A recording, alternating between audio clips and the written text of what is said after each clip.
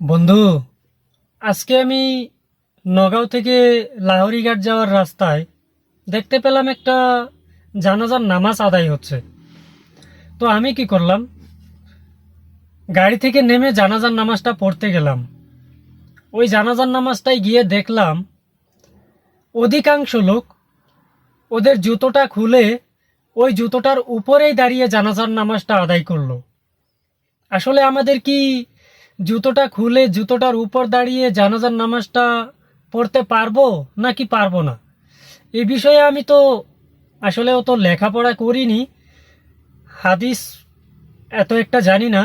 তারপরেও আমার দিমাগ থেকে বলছি, জুতোটা খুলে যদি উপরে দাঁড়িয়ে নামাজটা পড়া যায়, তাহলে তো ওইটা পরেও নামাজটা পড়া যায়।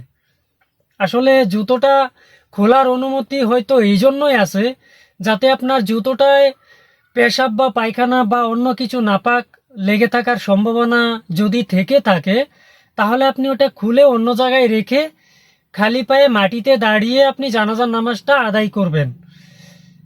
আসলে আমরা জুতোটা খুলে উপরে দাঁড়িয়ে জানাজার নামাজটা আদায় করার মানে কি হলো? আসলে নাপাক যদি লেগেই থাকে, তাহলে ওটা খুলে উপরে দাঁড়ানোর মানে কি আছে? আমি তো এটা খুঁজে পেলাম না। কিন্তু এখানে দেখতে পেলাম অধিকাংশ লোক জুতোটা খুলে জুতোর উপরে দাঁড়িয়ে জানাজা নামাজটা আদায় করলো। আমি আবার জুতোটা খুলে অন্য জায়গায় রেখে নামাজটা পড়লাম। এই বিষয়ে আপনারা কি বলেন? আমি তো লেখাপড়া করিনি, আমি তো এত একটা বুঝতে পারি না। আপনারা কি বলেন? কমেন্ট করবেন।